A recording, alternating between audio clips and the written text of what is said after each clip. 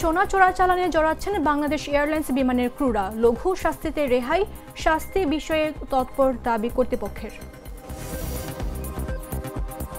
চূড়ান্ত তালিকা প্রকাশ, রাকসু সিনেটের 28 পদে 306 প্রার্থী, রাবির হল সংসদে 39 প্রার্থী বিনা প্রতিদ্বন্দ্বিতায় নির্বাচিত।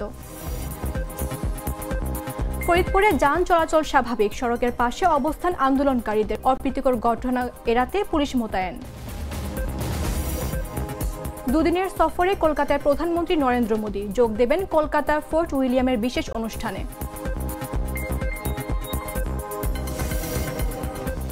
এবং জয় ছাপিয়ে ভারত পাকিস্তান ম্যাচে রাজনীতির রেশ, হাত মেলায়নি ভারত, এ ঘটনাকে অগ্রহণযোগ্য বলে আখ্যা পাকিস্তানের।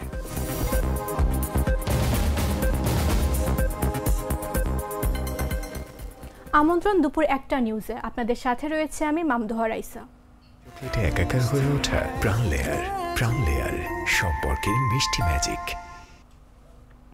বিমান বাংলাদেশ এয়ারলাইন্সের কেবিন ক্রুরা নিয়মিতভাবে সোনা চোরাচালানে জড়াচ্ছেন বলে অভিযোগ উঠেছে। কয়েকটি ঘটনায় ধরা পড়লেও লঘু শাস্তি ও পুনর্চাকরির সুযোগের কারণে সমস্যা রোধ করা সম্ভব হচ্ছে না, যার ফলে রাষ্ট্রীয় এয়ারলাইন্সের ভাবমূর্তি ক্ষতিগ্রস্ত হচ্ছে। বিমান কর্তৃপক্ষের দাবি, তারা কেবিন ক্রুদের সোনা চোরাচালান বন্ধ ও শাস্তির বিষয়ে তৎপর। ক্রুদের অপরাধের মাত্রা অনুযায়ী তাদের শাস্তি দেয়া হচ্ছে। মুসা আহমেদের পাঠানো তথ্যচিত্রের বিস্তারিত জাগো ডেস্ক রিপোর্টে।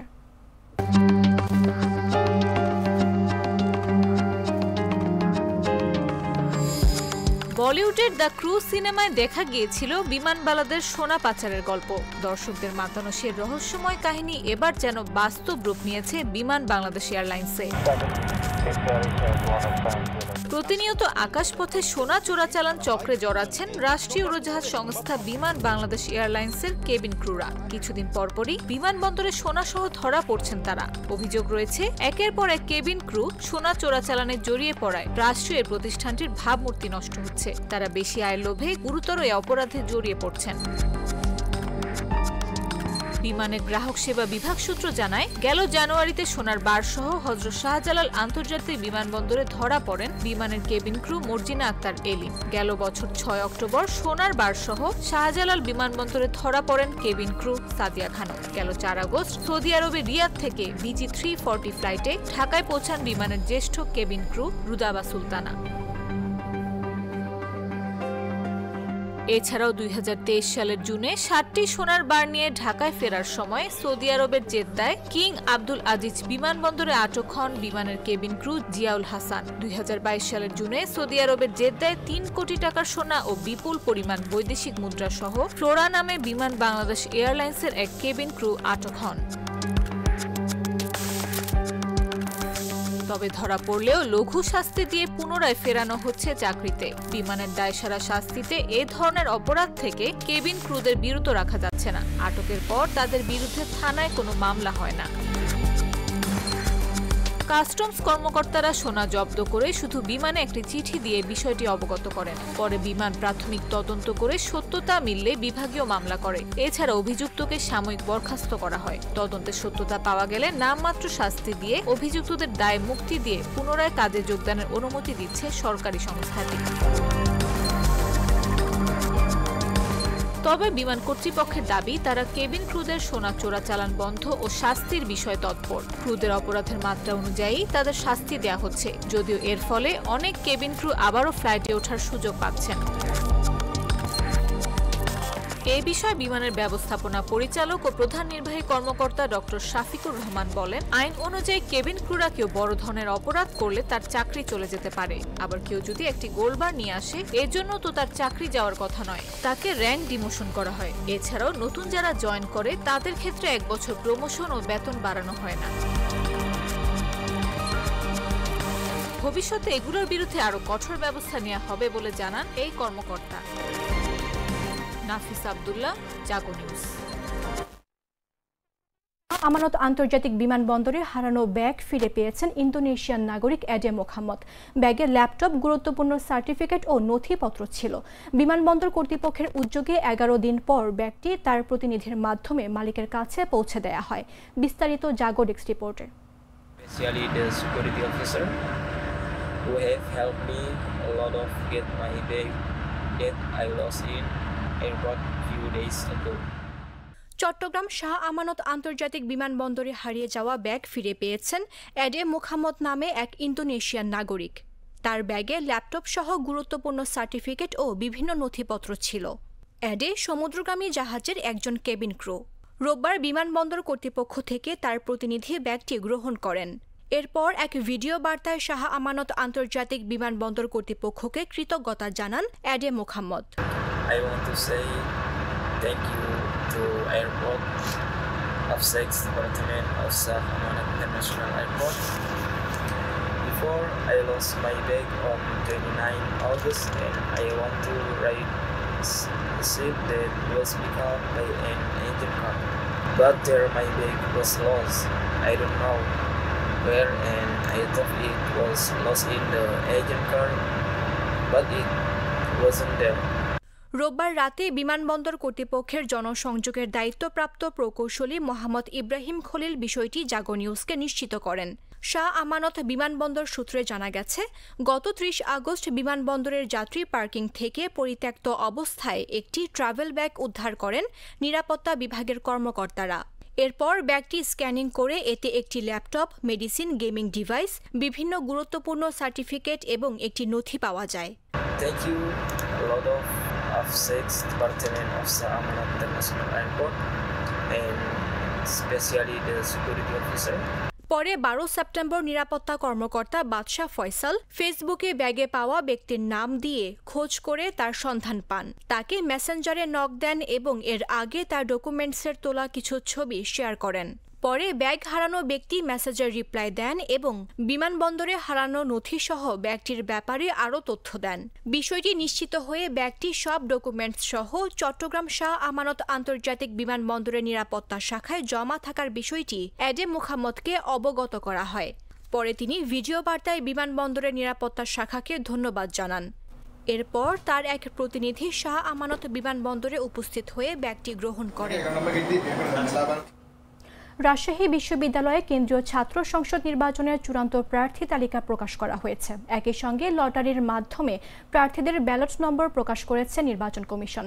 এতে সহ সভাপতি পদে 18 জন, সাধারণ সম্পাদক পদে 13 জন, সহ সাধারণ সম্পাদক পদে 16 জন সহ বিভিন্ন পদে মোট 306 জন প্রার্থিতা করছেন।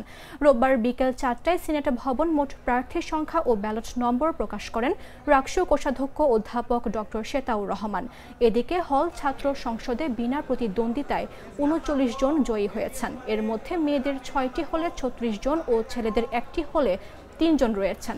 এছাড়া মেয়েদের 4টি হলে 1টি করে পদে কেউ মনোনয়ন উত্তোলন না করায় পদগুলো ফাঁকা থাকছে। সোমবার বিনা প্রতিদ্বন্দ্বিতায় নির্বাচিতদের মধ্যে বিজয় 24 হলে 3 জন, মন্নুজান হলে 1 জন, রোকিয়া হলে 6 জন, তাপসী রাবেয়া হলে 3 জন, বেগম খালেদা জিয়া হলে 10 জন, রহমতুন্নেসা হলে 9 জন এবং জুলাই 36 হলে 7 জন রয়েছেন। এছাড়া বেগম খালেদা জিয়া হলে সহকারী বিতর্ক ও সাহিত্য সম্পাদক পদে এবং রোকেয়া জুলাই 36 ও রহমতুন্নেসা হলে নির্বাহী সদস্য পদে 1টি করে 3টি সহ মোট 4টি পদে কেউ মনোনয়নপত্র সংগ্রহ করেননি। ফলে পদগুলো ফাঁকা থাকবে। রাকসুর প্রধান রিটার্নিং কর্মকর্তা প্রফেসর ডক্টর মোহাম্মদ শেতাউর রহমান এ তথ্য নিশ্চিত করেছেন।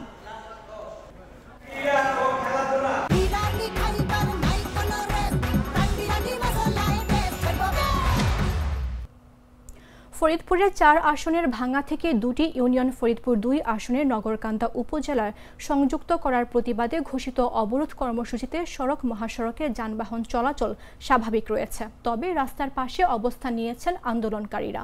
মহাসড়কে পুলিশ ও আনসার সদস্যরা দায়িত্ব পালন করায় যান চলাচলে কোনো ধরনের বিঘ্ন ঘটেনি। সোমবার সকাল থেকেই মহাসড়কে যানবাহন কোনো রকম বাধা ছাড়াই চলাচল করেছে। তবে এ সময় হামিরদি বাস স্ট্যান্ড সহ কয়েকটি স্থানে অবরোধকারীদের মহাসড়কের পাশে শান্তিপূর্ণভাবে প্রতিবাদ ও বিক্ষোভ মিছিল করতে দেখা যায়। যে কোনো অপ্রীতিকর ঘটনা এড়াতে মহাসড়কে অবরোধকারীরা যেসব স্থানে অবস্থান নেয় সেখানে পুলিশ মোতায়েন করা হয়েছে। জাতীয় সংসদের আসন পুনর্বিন্যাসের গ্যাজেটে ফরিদপুর 4 আসন থেকে ভাঙ্গার আলগি ও হামিরদি ইউনিয়নকে ফরিদপুর 2 আসনের সঙ্গে যুক্ত করা হয়। এর প্রতিবাদে গেজেট প্রকাশের থেকেই 5 দিন মহাসড়ক ও রেলপথ অবরোধ করে রাখে স্থানীয়রা। এতে ঢাকা, খুলনা ও ফরিদপুর বরিশাল মহাসড়ক সহ দক্ষিণ পশ্চিমাঞ্চলের 21 জেলার যান চলাচল ব্যাহত হয়।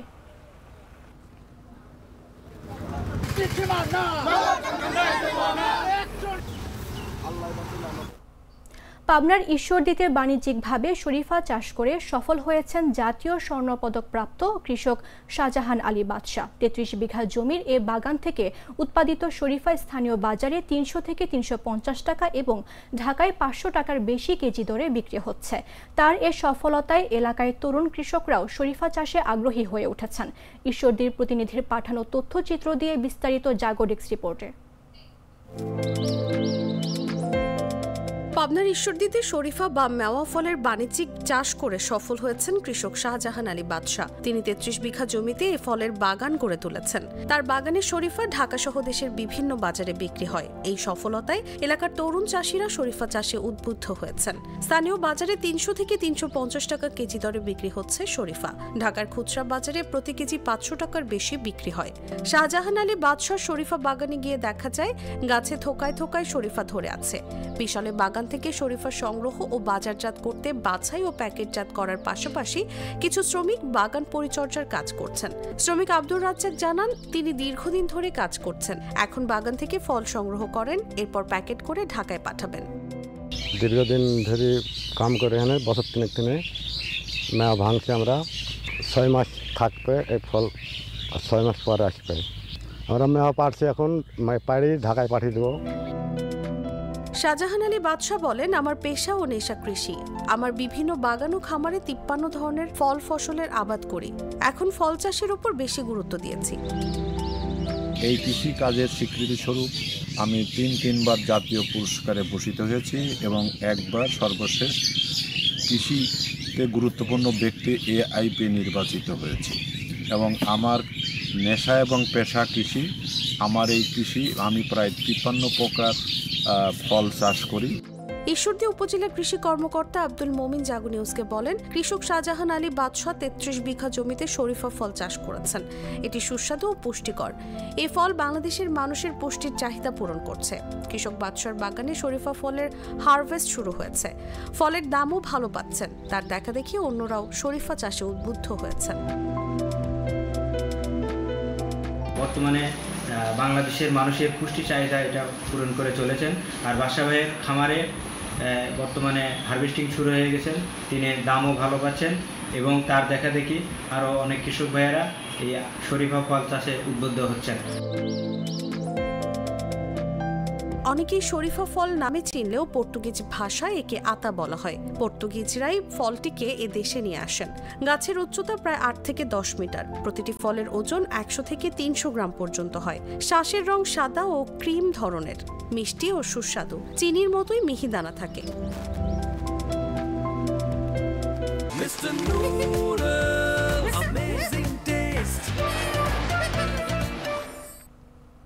জানাবো আন্তর্জাতিক সংবাদ।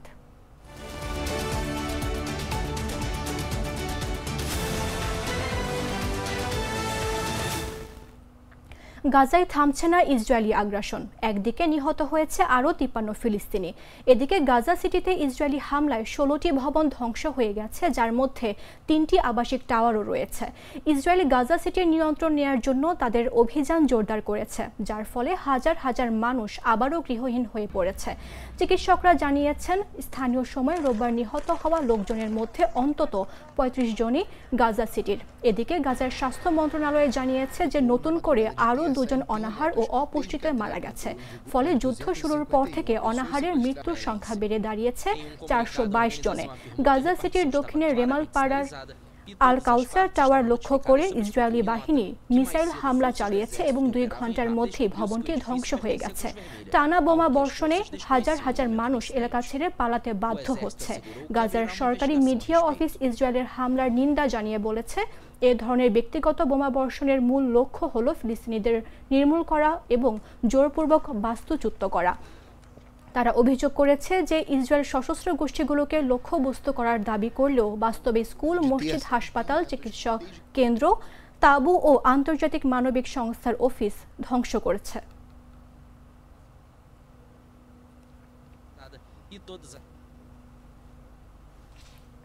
দুদিনের সফরে কলকাতায় পৌঁছেছেন ভারতের প্রধানমন্ত্রী নরেন্দ্র মোদী। সোমবার থেকে বুধবার পর্যন্ত তিনি কলকাতায় অবস্থান করবেন। এ সময় ফোর্ট উইলিয়ামে বিশেষ অনুষ্ঠানে যোগ দেবেন। এর সফরকে পশ্চিমবঙ্গের আসন্ন বিধানসভা নির্বাচনের প্রেক্ষাপটে গুরুত্বপূর্ণ মনে করছেন রাজনৈতিক বিশ্লেষকরা। বিস্তারিত জাগো ডেস্ক রিপোর্টে। দুদিনের সফরে কলকাতায় গেছেন ভারতের প্রধানমন্ত্রী নরেন্দ্র মোদী। সোমবার থেকে বুধবার তিনি কলকাতায় অবস্থান করবেন। এই সফরে কলকাতা ফোর্ট উইলিয়ামে একটি বিশেষ অনুষ্ঠানে যোগ দেবেন তিনি। এই অনুষ্ঠানে প্রধানমন্ত্রীর সঙ্গে থাকবেন দেশটির প্রতিরক্ষা মন্ত্রী রাজনাথ সিং এবং জাতীয় নিরাপত্তা উপদেষ্টা অজিত দোভাল। এছাড়াও উপস্থিত থাকবেন সেনাবাহিনীর ৩ শীর্ষ কর্মকর্তা। গত রোববার রাত 10টার দিকে কলকাতার নেতাজি সুভাষচন্দ্র বসু আন্তর্জাতিক বিমানবন্দরে পৌঁছান প্রধানমন্ত্রী নরেন্দ্র মোদী।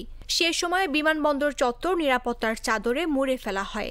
বিমানবন্দরে পা রেখে নিজের গাড়িতে ওঠেন তিনি। বিমানবন্দর থেকে গাড়ি সামান্য এগোতেই তাকে স্বাগত জানান বিজেপির হাজারো কর্মী সমর্থক।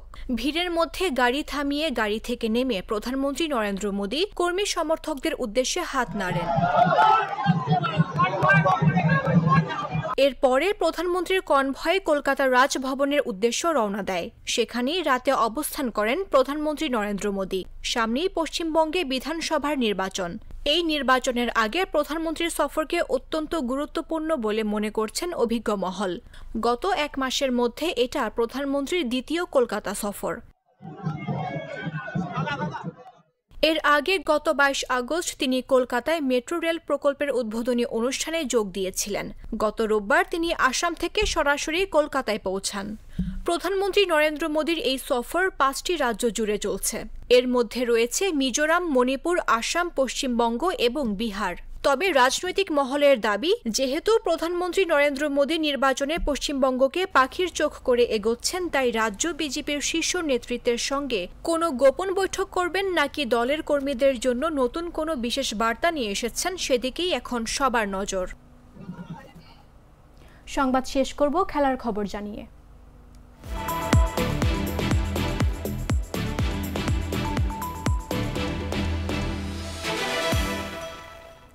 এশিয়া কাপের ভারত পাকিস্তান ম্যাচে ভারত 7 উইকেটে জয় পেয়েছে। তবে ভারতের জয় ছাপিয়ে আলোচনায় সূর্যা কুমার ইয়াদাবের পাকিস্তানের ক্রিকেটারদের সাথে ম্যাচ শুরুর আগে ও শেষে সৌহার্দ্যমূলক হাত মেলানোর সৌজন্যতা না দেখানো নিয়ে। এ ঘটনাকে অগ্রহণযোগ্য বলে মনে করছে পাকিস্তান ক্রিকেট দল। তবে ভারতের ব্যাখ্যা, পেহেলগামে সন্ত্রাসীদের হামলায় হতাহতদের পরিবারের পাশে দাঁড়াতেই এমনটা করেছে তারা। বিস্তারিত জাগো ডেস্ক রিপোর্টে।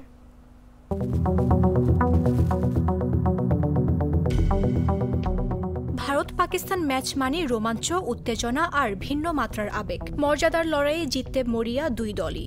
মাঠে লড়াইয়ের পাশাপাশি দর্শকদের উন্মাদনায় যোগ হয় উৎসবের আমেজ। প্রতিবেশী দুই দেশের সম্পর্কের বৈরতার রেশ প্রভাব ফেলেছে খেলার মাঠেও। গেল এপ্রিলে ভারতের জম্মু ও কাশ্মীরের পেহেলগাম এলাকায় ভয়াবহ সন্ত্রাসী হামলায় 26 জন নিহতের ঘটনায় মে মাসে সংঘাতে জড়িয়ে পড়ে ভারত পাকিস্তান। 4 দিন সংঘর্ষের পর যুদ্ধবিরতিতে সম্মতি হয় দুদেশ। তবে সেই সাময়িক যুদ্ধের রেশ প্রভাব ফেলে ক্রিকেট মাঠে। গেল জুলাই বিশ্ব চ্যাম্পিয়নশিপ লিজেন্ডস টুর্নামেন্টে পাকিস্তানের বিপক্ষে ম্যাচ খেলতে নামেনি ভারত। এতে ম্যাচটি পরিত্যক্ত হয়। তাই এশিয়া কাপে ভারত পাকিস্তান একই গ্রুপে থাকায় এই ম্যাচ নিয়েও শঙ্কা ছিল।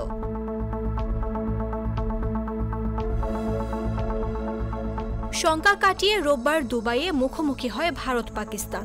তবে দুই চির প্রতিদ্বন্দ্বীর লড়াইয়ে ক্রিকেট ছাড়িয়ে ছড়িয়ে পড়ল রাজনীতি ও প্রতিবাদের আবহে। ভারতের 7 উইকেটের এই জয় ছাপিয়ে এখন আলোচনায় ভারতের অধিনায়ক সূর্যা কুমার ইয়াদাবের পাকিস্তানের ক্রিকেটারদের সাথে ম্যাচ শুরুর আগে ও শেষে সৌহার্দ্যমূলক হাত মেলানোর সৌজন্যতা না দেখানো নিয়ে।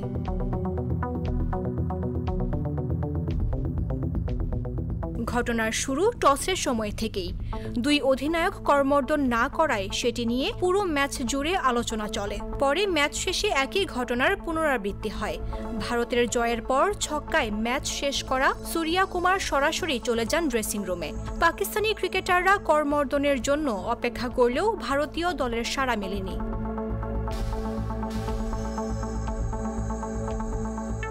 আর এই হাত না মেলানোর ঘটনাকে অগ্রহণযোগ্য বলে মনে করছে পাকিস্তান ক্রিকেট দল, যে কারণে ম্যাচ শেষে আনুষ্ঠানিকতায় পাকিস্তান ক্রিকেট দলের অধিনায়ক সালমান আলী আগা অংশ নেননি। পাকিস্তানের পক্ষ থেকে অভিযোগ করা হয় ম্যাচ রেফারি এন্ডি পাইক্রফট টসের সময় দুই অধিনায়ককে হাত না মেলানোর অনুরোধ করেছিলেন।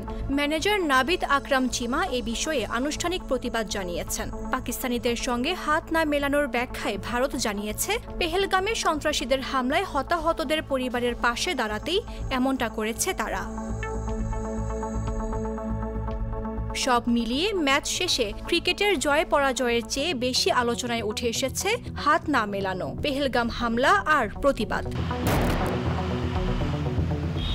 বিশেষজ্ঞরা বলছেন, এশিয়া কাপের এই ম্যাচ ইতিহাসে নজিরবিহীনভাবে ক্রিকেটকে ছাড়িয়ে রাজনৈতিক ও কূটনৈতিক রূপ পেয়েছে।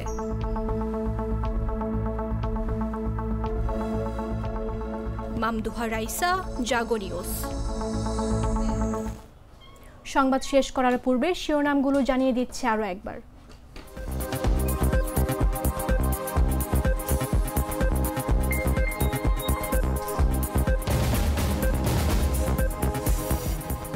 সোনা চোরাচালানে জড়াচ্ছেন বাংলাদেশ এয়ারলাইন্স বিমানের ক্রুরা, লঘু শাস্তিতে রেহাই, শাস্তির বিষয়ে তৎপর দাবি কর্তৃপক্ষের।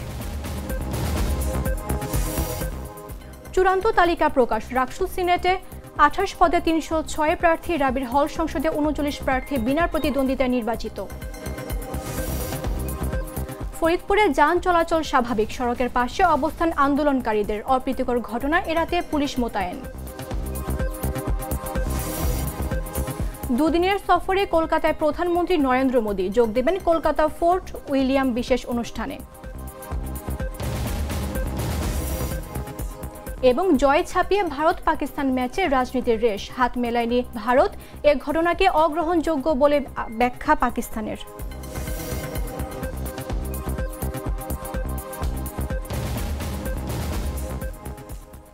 দর্শক, এই ছিল এখনকার মতো। প্রতি মুহূর্তে সর্বশেষ খবর জানতে ভিজিট করুন jagonews24.com। ফলো করুন আমাদের ভেরিফাইড ফেসবুক পেজ এবং সাবস্ক্রাইব করুন জাগো নিউজের ইউটিউব চ্যানেল। ধন্যবাদ সবাইকে।